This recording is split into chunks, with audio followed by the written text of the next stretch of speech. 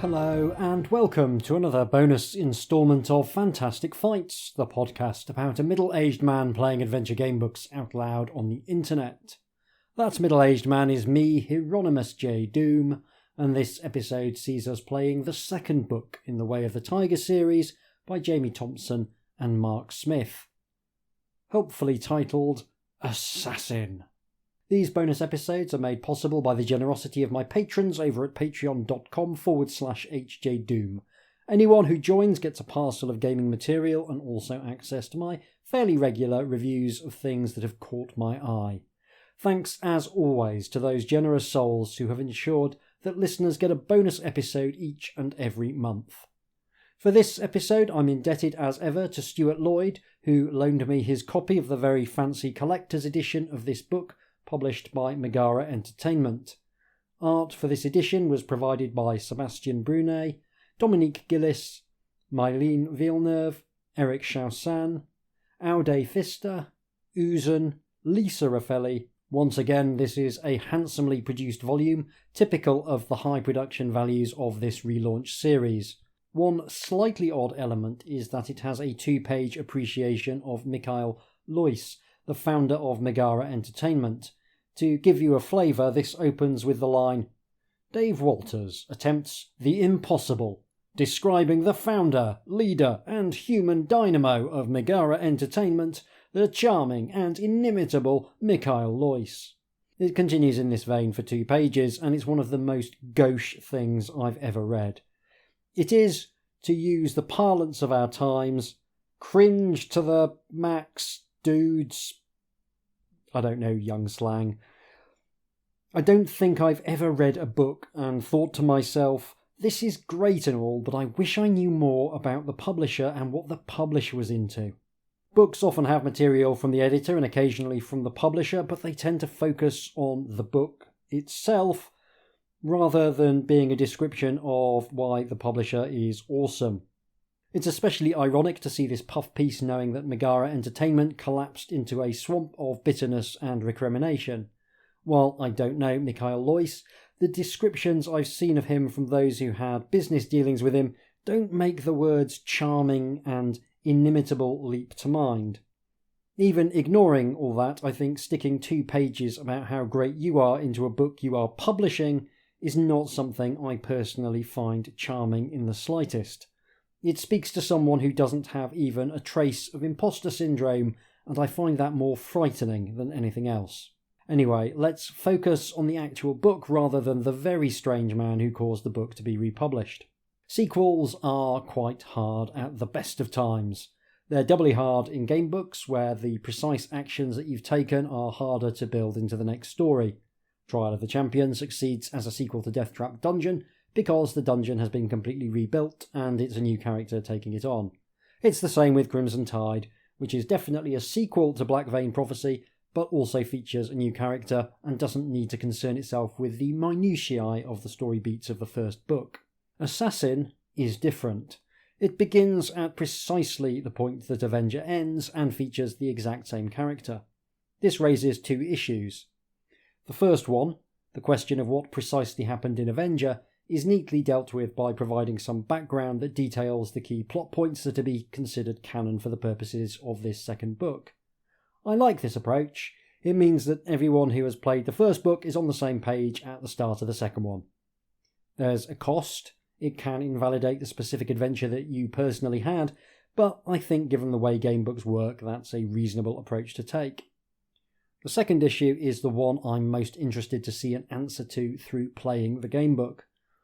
How do you create a new narrative which retains the singular focus on being a ninja, which also breaks new ground? There's a related question, which is whether or not you actually need to break new ground. Maybe more of the same is absolutely fine. But that issue of how to develop a second narrative on top of a very, very good narrative of being a ninja is going to be the key thing I'm thinking about as I play this game book, and I'm really looking forward to finding an answer. Let's take a look at the rules. The rules here are the same as for Avenger, and I won't belabor them. You've got a punch, kick and throw modifier, which you can add when you make attack rolls against a target number determined by the attack you have chosen. You've got a fate score, which modifies the fate roll made on 2d6 versus a target number. You've got 20 endurance, which is your health, and 50 inner force, which is your inner force, which you can use to deal double damage in fights. Finally, you get to pick 4 skills from the list of 8, and you get a list of ninja equipment. Here, reflecting the adventure you've just been on, your list of ninja stuff is slightly shorter. You've only got 3 shuriken, and you've used both your flash powder and the deadly poison of the blood of Nil. You can use the same character sheet as the one from Avenger, which means you may already know an additional martial arts strike, and you may already have a bonus to your attack score. One question that this immediately raises is, how well balanced will the book be if you start with a new character versus starting with a character who's already got a bonus? I think it'll be fine. It's only going to be a minor difference between the new character and the old one, so I don't generally see that it's going to create a big problem.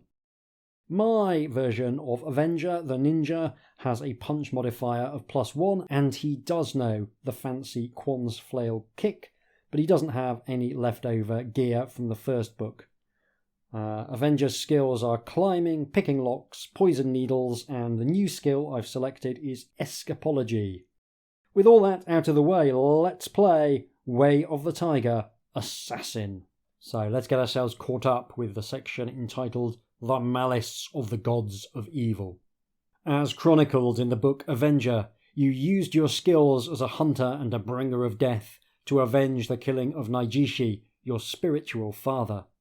You tracked his murderer, Yaemon, Grand Master of the evil monks of the Scarlet Mantis, to Quench Heart Keep in the shadow of the Goblin's Teeth Mountains. A ranger, Glavis, brought you across the endless sea on his ship, the Aquamarine, and you landed at the city of Doomover in the Man March.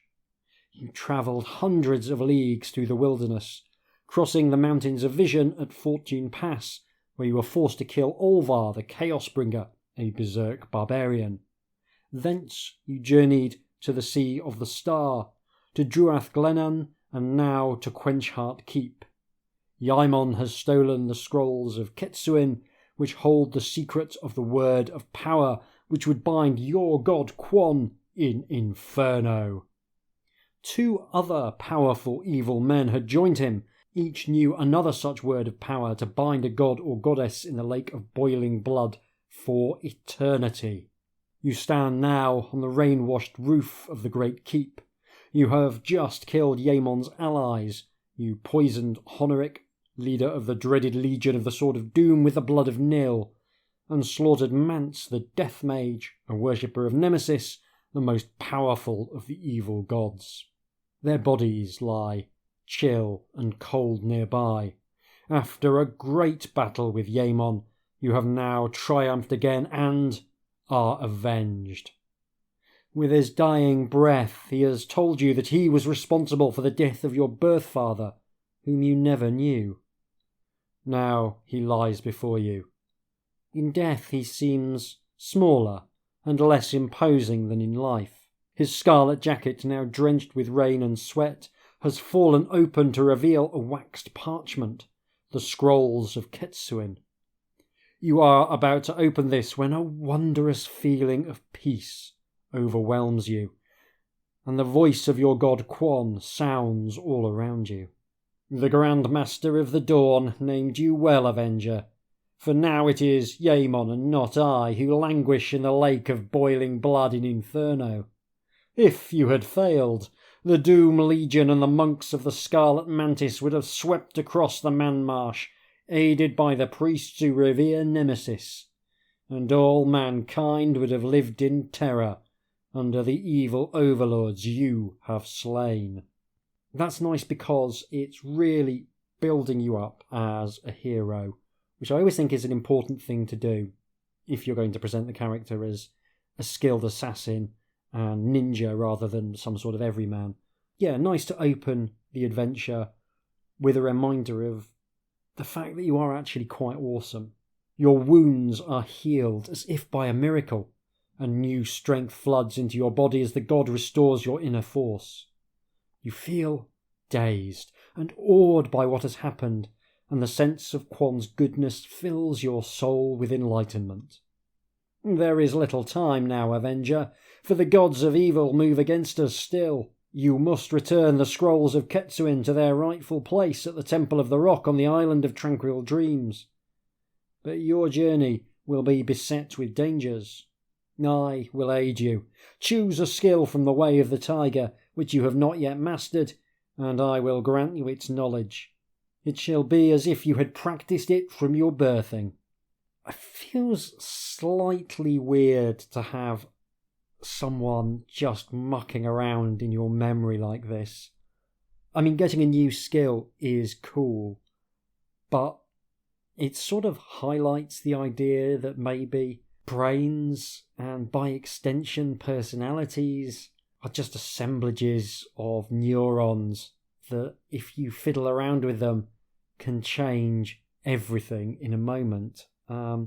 It's a slightly unsettling realization. The god continues. I will aid you, but once, at a time of great danger on this your next journey. If you truly have need of me, say only, Quan, redeem me, and I shall be your salvation. I will watch over you, Avenger, for it is my hope that one day you will join me in the Garden of the Gods. As Quan's presence leaves, you cannot stop yourself calling out, Who was my birth father? It is as if the wind itself speaks to you and the voice of Quan fades. It is not yet time, Avenger. Superb opening section, recapping what's happened before, building us up, telling us we've got some new skills, and giving us a nice, clear mission to set out on. Very cool to be trying to return back to our place of origin. That's a sort of interesting part of the hero's journey, is coming back to the place you set out from and discovering that either you or it have changed in some fundamental way. Often you'll have both changed. Really done beautifully in the Lord of the Rings with the Scouring of the Shire, where they come back and discover that the Shire isn't free from the horrors of war that have scarred the rest of Middle-earth, but that they, through their adventures, have become people who don't require anyone's help to deal with this danger that's been brought home to them. So I'm hoping that this will finish with something along those lines. Anyway, section 1. With a shock you hear men's cries and the sounds of mail-shod feet on the staircase of the keep. You spy a map of orb on the corpse and retrieve it along with the scrolls.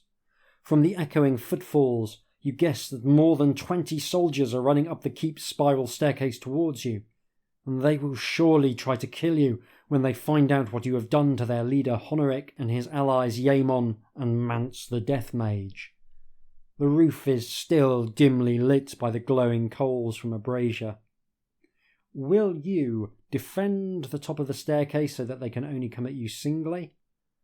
Try an enormous leap from the keep's roof, hoping that you can clear the castle wall and land in the moat far below? Or, if you are skilled in climbing, climb down the outside wall of the great keep.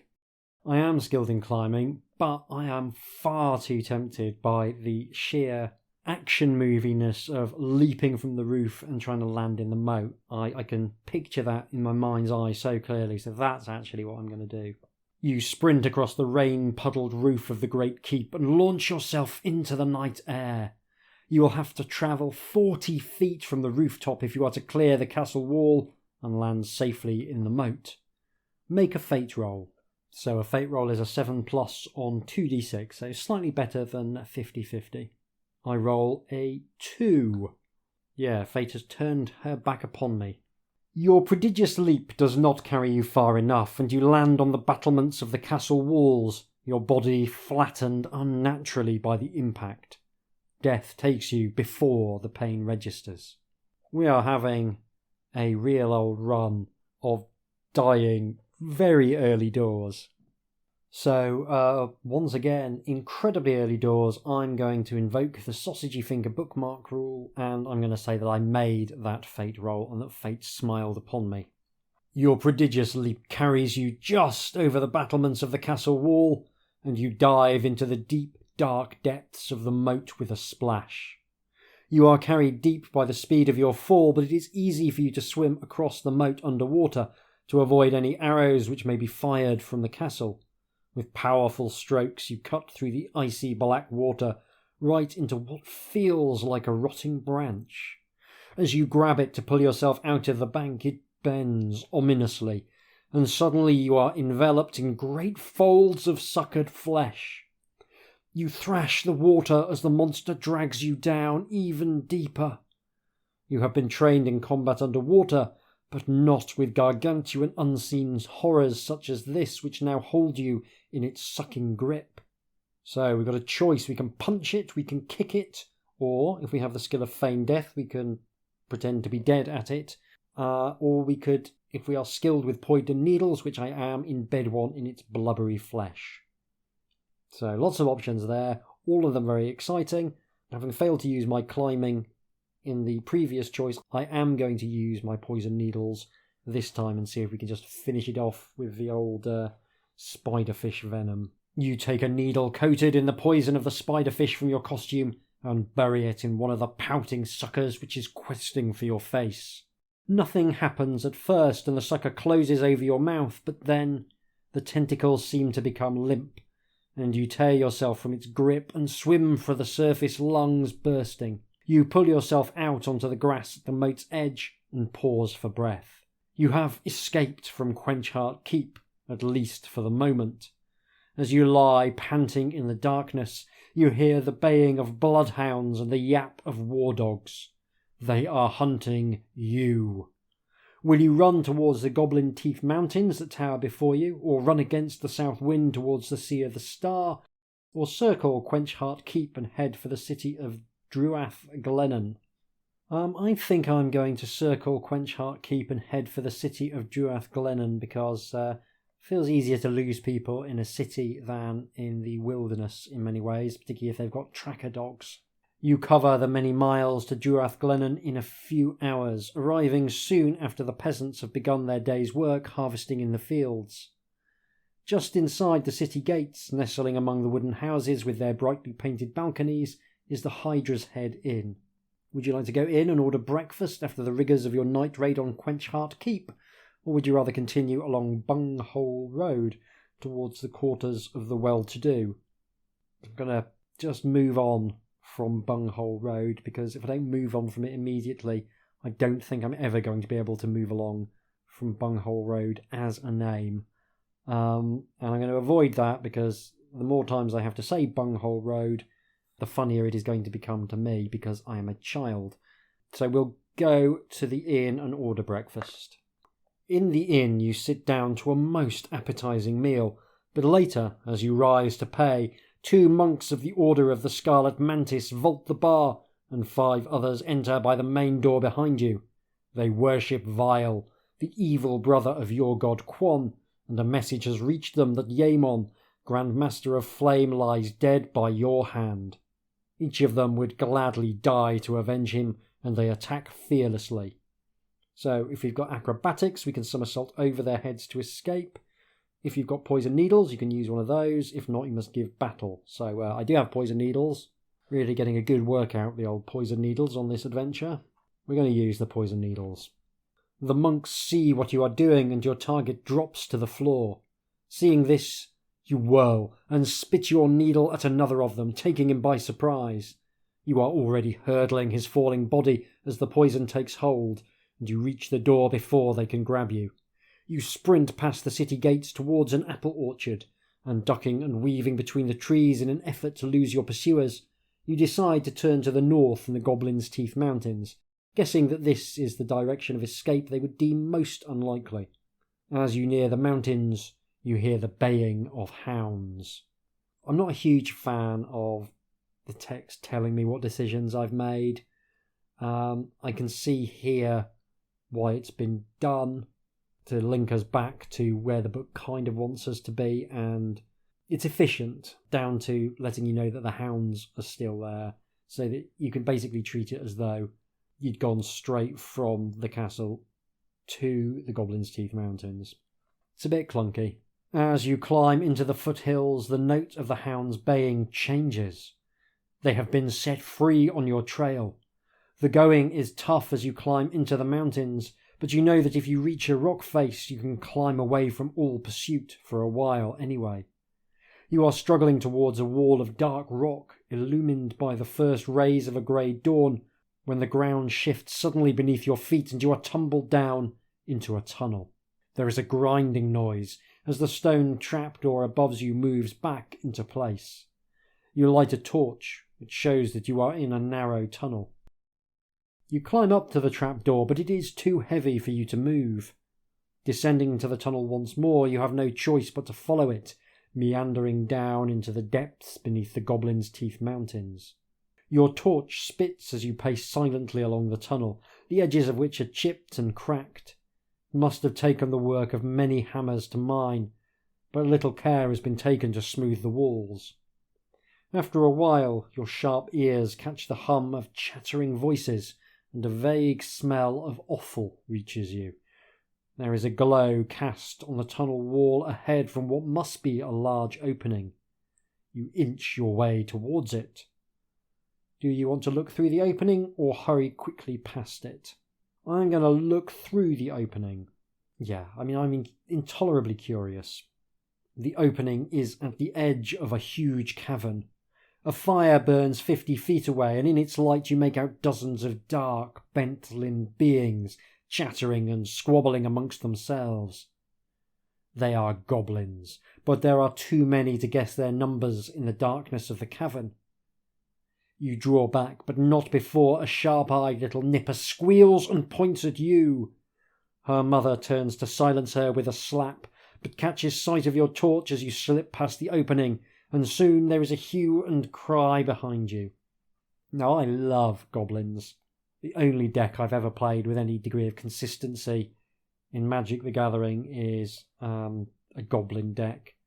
I'm just a big fan of little chaotic renegades who don't think for even a moment before acting. I'm someone who doesn't live in the moment at all.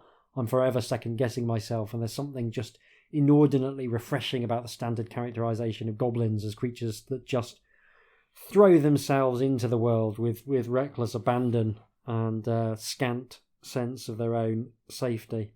The tunnel bends downwards and a set of steps lead on ahead. You hurry down them into a cave with a great square of rough-hewn rock at its centre. Beyond the rock is a precipice so deep that your torch cannot light its bottom. A tunnel leads on beyond the cave. Do you wish to examine the rock, or would you rather hurry past the precipice? I think I've got time to examine the rock. Feels as though something interesting could happen if I examine the rock. Have you seen clearly what kind of creature lives in these caves? I have indeed. You run quickly to the rough-hewn block of stone, and in the light of your torch you can make something out, carved into the grey rock. It looks like an amoeboid mass of jelly with globe-like tentacles and many eyes floating in its body. The carving is crude, but the likeness is enough to suggest something truly hideous, and the eyes seem to claim your attention as you strain to see if one of them is moving to look at you. Your scalp crawls. The carvings beneath it show the goblins sacrificing their own people to it, in the absence of victims of other races. The evil fascination which the altar exercises over your spirit is broken by the raucous cries of goblins. 20 of them, clad in greasy black leather armour and brandishing short stabbing swords, are running at you. If you are skilled in acrobatics, that gives you an out. If not, you can fight them with your back to the precipice. I do hope there's not a giant amoeba about to lunge out of the precipice. Let me rephrase that. I really hope there is a giant amoeba that comes lunging up out of the precipice, because that is an awesome image. I just hope that it prefers the taste of goblin to the taste of ninja. The goblins cry out in rage. You have trespassed in their sacred shrine. 2 of them try to topple you over the edge. Make a fate roll. This has not gone historically well for me. I really don't want to die again. I have failed my second fate roll. 1 of the goblins jabs his sword into your leg as you toss another over your shoulder and down the precipice. You catch his arm, but a third headbutts you in the groin and you lose your balance and fall 100 feet. Your torch is lost and you are in darkness. Fate has not deserted you entirely, however, for you land on top of your victim, crushing the last glimmer of life out of him as he softens your landing. But you have lost 8 endurance. Endurance now 12. If you are still alive, you pick yourself up, light another torch and walk along a narrow shelf lit by a faint phosphorescence where a small tunnel meets the chasm into which you have fallen. So that could have been a lot worse. I mean, it's still pretty bad, but it could have been a lot worse. This book's dedication to doing action movie stuff just constantly is, if anything, even more prominent than the first book's already action-heavy focus. As you walk along in the ghostly light which comes from the rocks all around you, a feeling of grim foreboding wells up within you. Turning a corner, your torch half lights a repellent and terrifying sight. A goblin, missing its legs and lower body, dangles at the foot of a plaited vine which is knotted round its neck. Its head is covered by a hood of purple leather which you know from your study of folklore denotes a goblin's sacrifice to one of their gods. Below it is what looks like a pool of black, bubbling lava 20 feet across. Its edges are distended into tongue-like legs, and several pale green eyes quiver in the black jelly of its body. You are looking at a primordial terror, a relic from the days when every living thing on the world of Orb crept on its belly long before the time of the elder gods.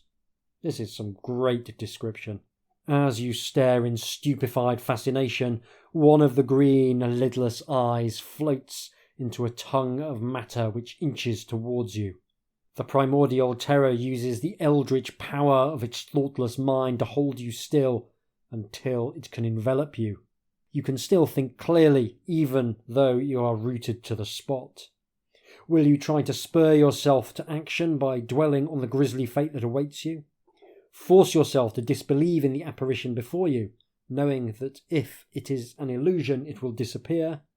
Recite the Ninja Covenant, Ninja no Chigiri. Or if you have not done so already, will you call upon your god Quan the Redeemer to be your salvation? This feels like a good point to call on my god, but I like the idea of reciting the Ninja Covenant to centre me. Oh, there is a picture of the Primordial Terror by Uzen.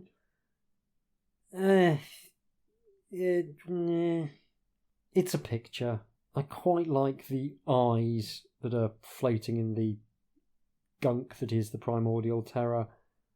But otherwise, I just don't think it's very good, in all honesty. The goblin body doesn't really look like it's hanging properly from the chain. The chain doesn't really look like it functions as a chain. It's just not very good. I'm really sorry, Uzen. You're a better artist than I will ever be. But this is not what I would call professional quality work. As the nameless horror threatens to engulf you, you mouth the words of the Covenant. When you reach the phrase, "I will be killed many times, yet will not die," you are able to draw on the mental powers of your training as a ninja, and you can move again. Do you want to use your torch on the mass, the poison needles if you have the skill, which I do, or risk a great leap to swing on the plaited vine that dangles the body of the goblin above it? I'm going to risk my torch. I feel as though this is going to be immune to poison.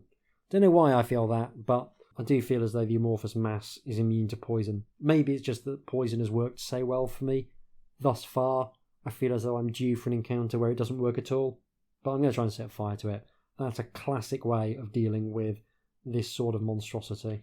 The pale, lidless eyes swim from the flame, but the black mass of its amorphous body merely ripples away from it, almost unharmed. You drive the torch at the nearest tongue of jelly, but the primordial terror flows around you until you are inside a hollow circle with the heaving monster all around you. So well sketched, this scene. As the torch begins to die, you realise that you will have to try and run through it to the dangling vine. You leap into the heaving black lava-like morass and lunge for the body of the goblin. A wave of intense pain like burning fire hits you. The digestive juices of the nameless horror strip the flesh of your legs from the bone as you force yourself to wade through its very being. Lose 9 endurance. Down to 3 endurance. I can't help but feel that having half the flesh on my leg burnt off by digestive juices is going to seriously impede my ability to ninja.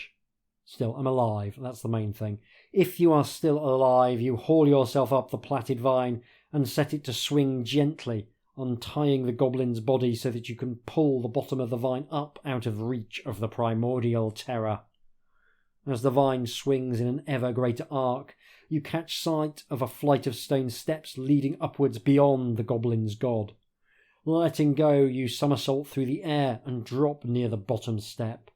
As you look back, the horror is feeding on the remains of the goblin, whose head is just disappearing below the heaving surface. So a terrible decision, but a terrible decision punished by savage endurance loss rather than instant death.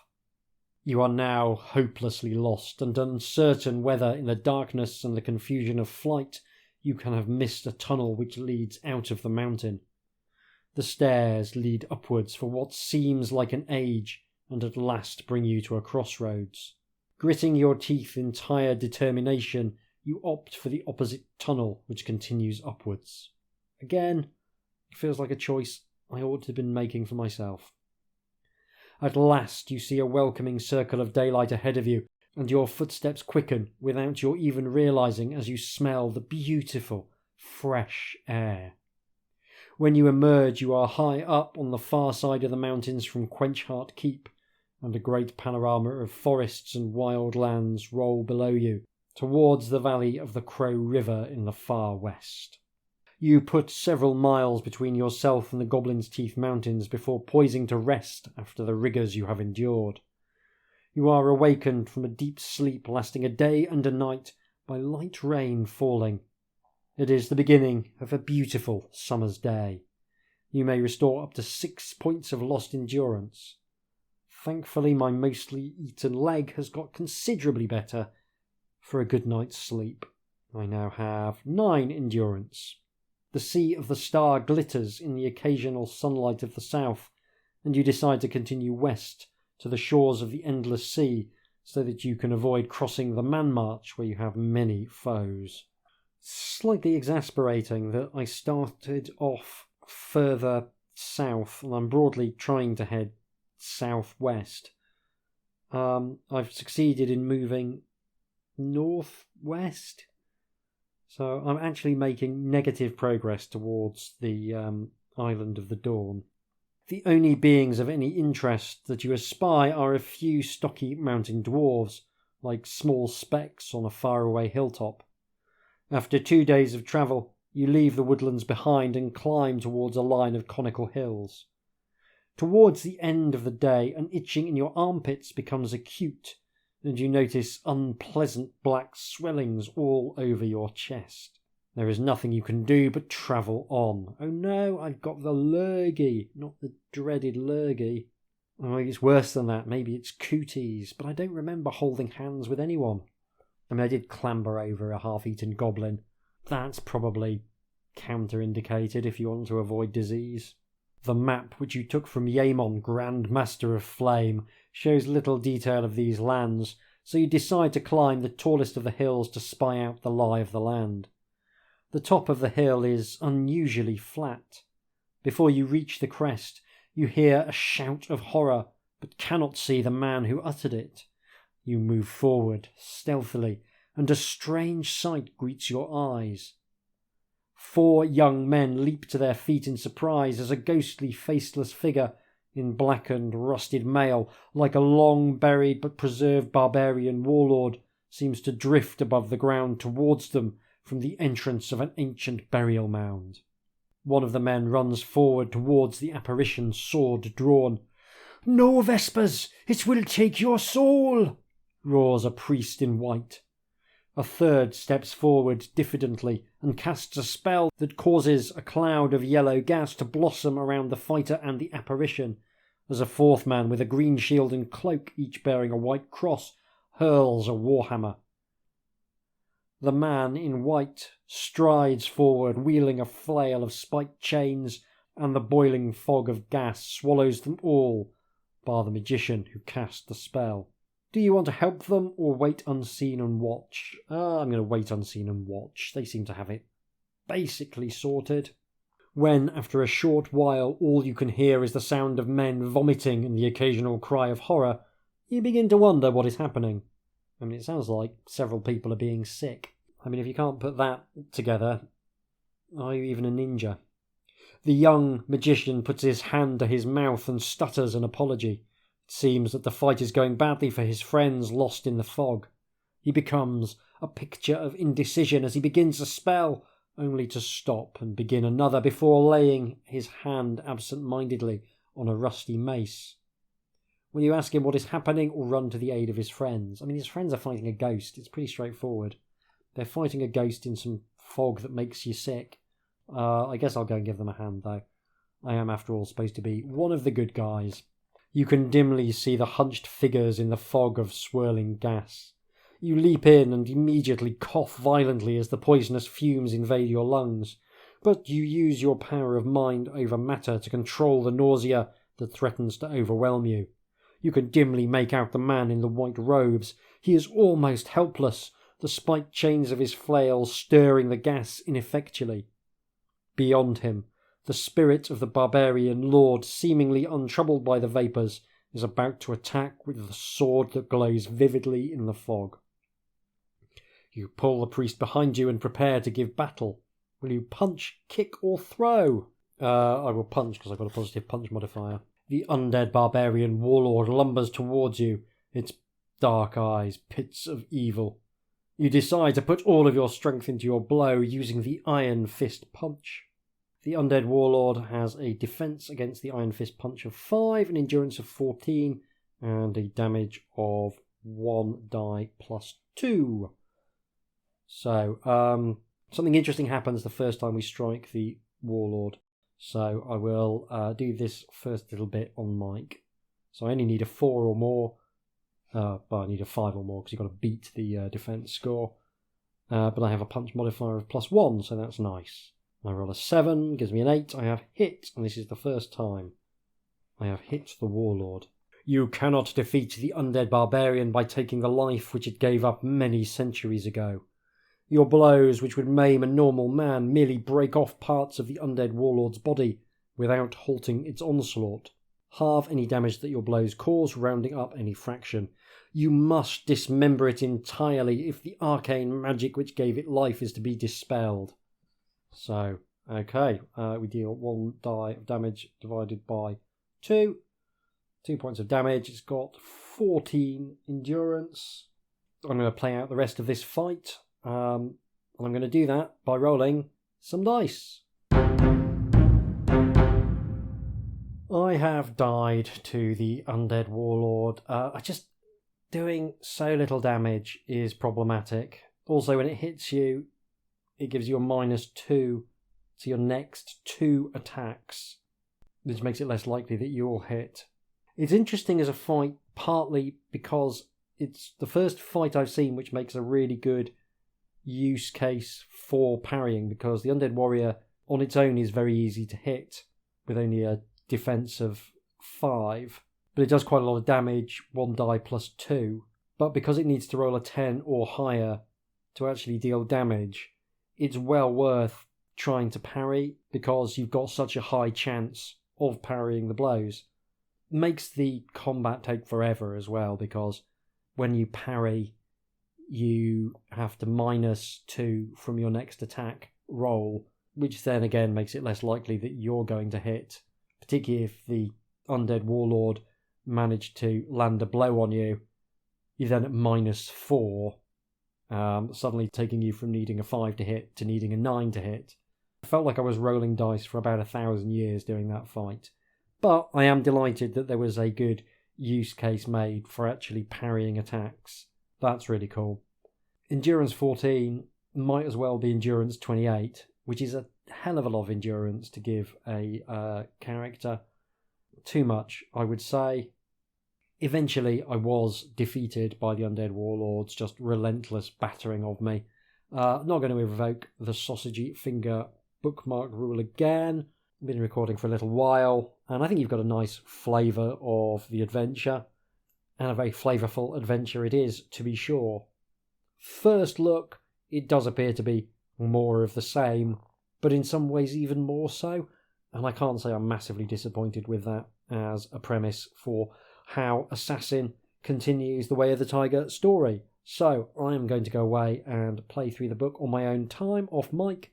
I will be back with some closing remarks in just a couple of seconds. Tatty bye.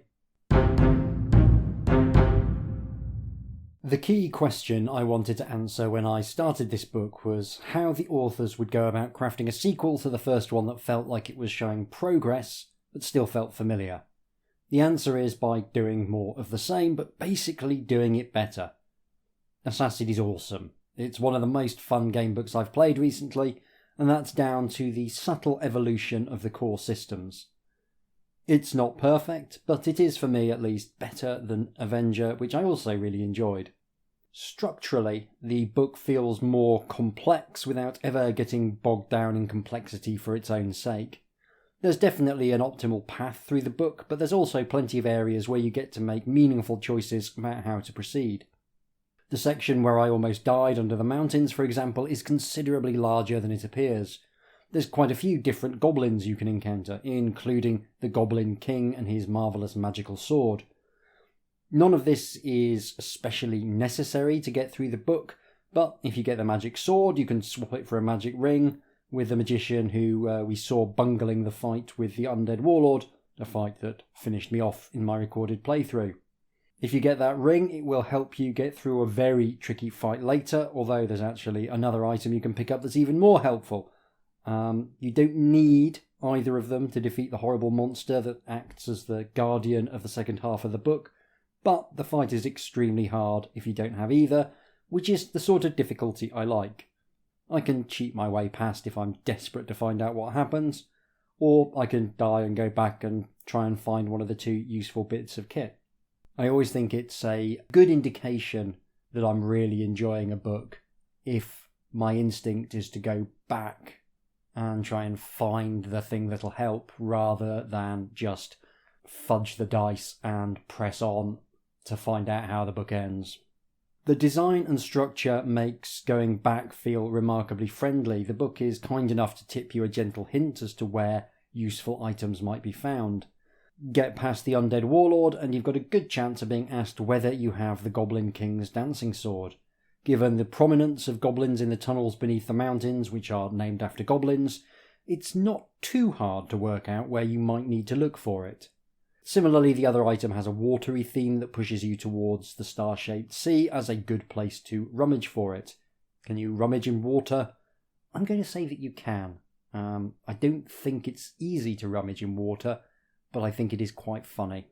The key design feature here is that the different areas all have a very distinct vibe, with memorable encounters that help you to form a mental map of the book.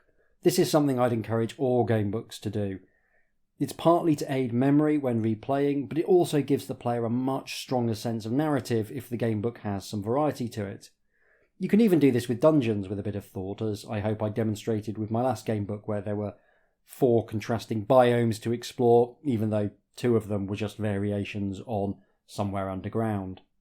A troll lair and a sewer beneath a city should have a completely different ambience, and hopefully that makes those sections of the game book feel more impactful than one long sewer full of sewer encounters or one long troll lair full of trolls would feel.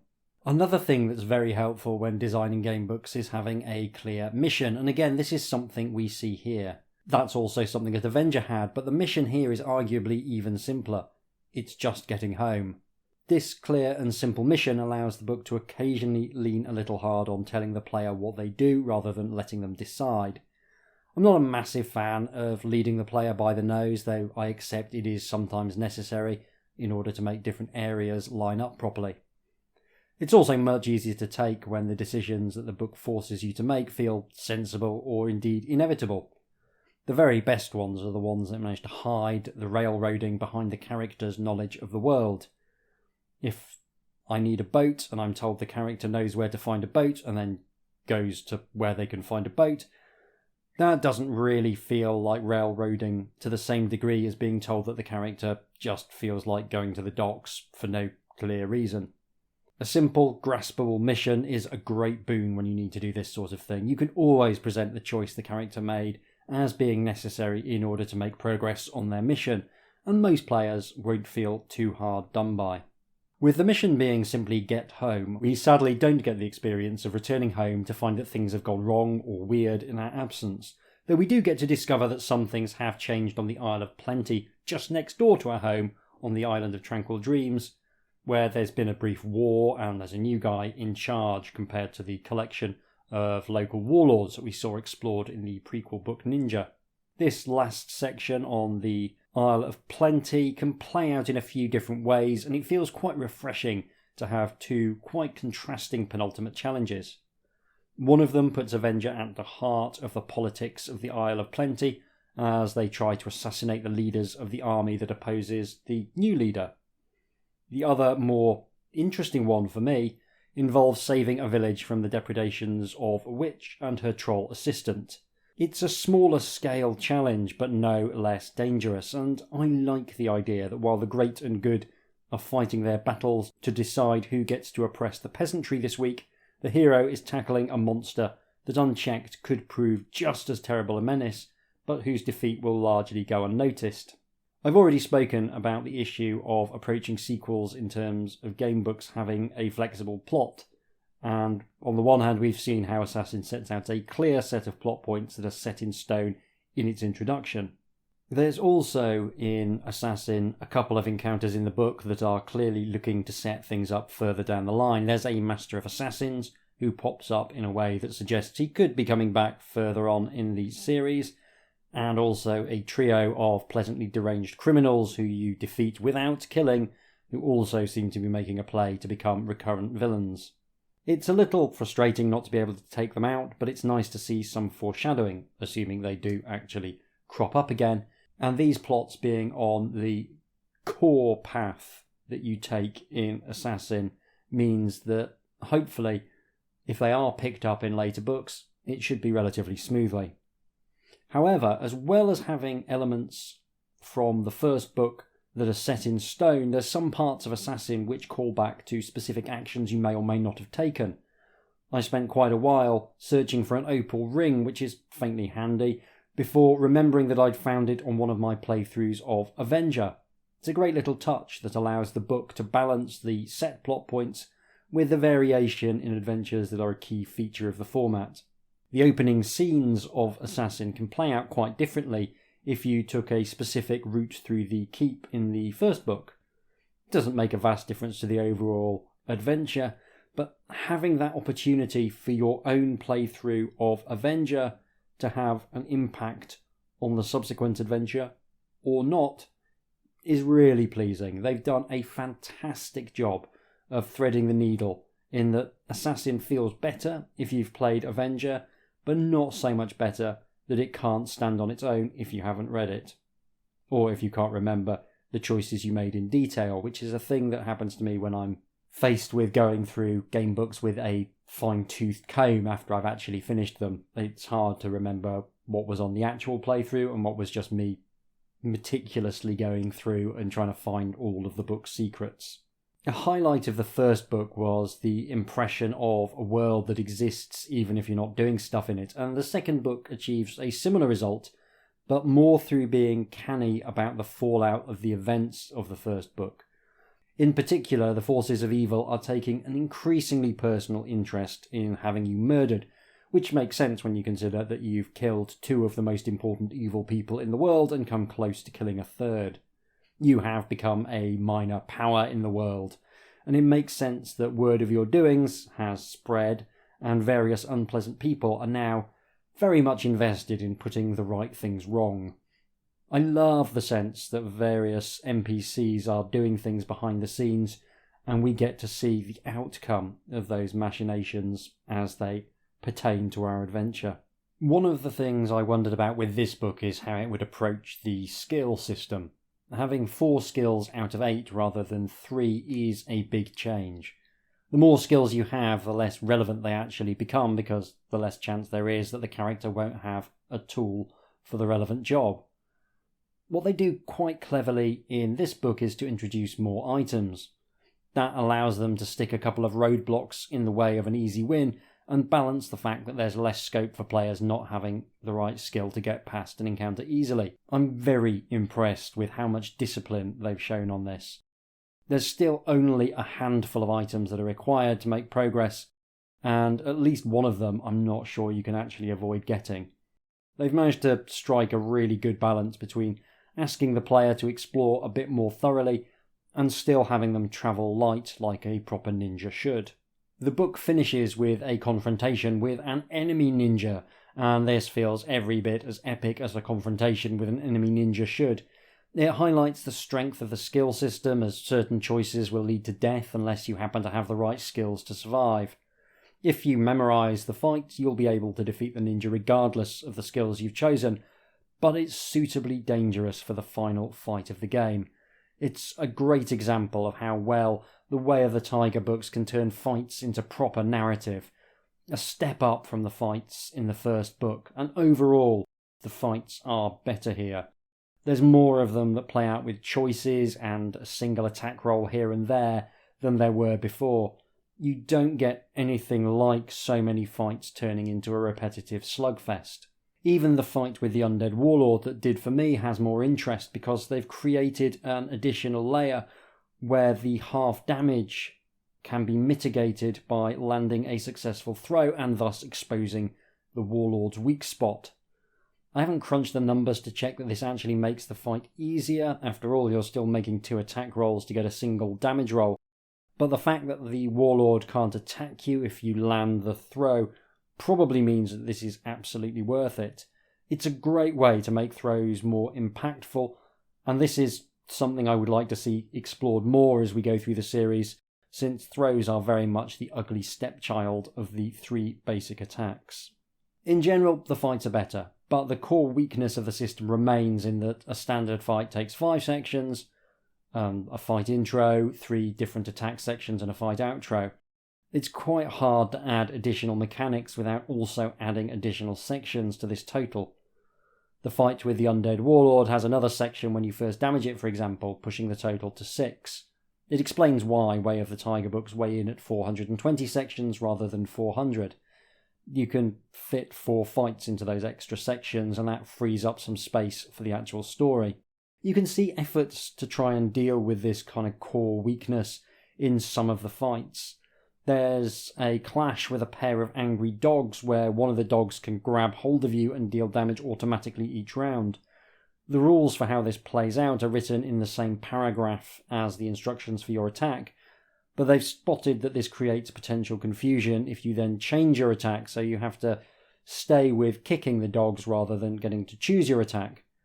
The complexity of adding this new rule for the fight ends up undermining the core system for the fight, because what the new rule wants to do is send you to a new paragraph if you get bitten, which then contains new rules for the fight. And then you're kind of in a situation where you're going to end up doubling the number of paragraphs in the fight rather than simply adding 1 to it.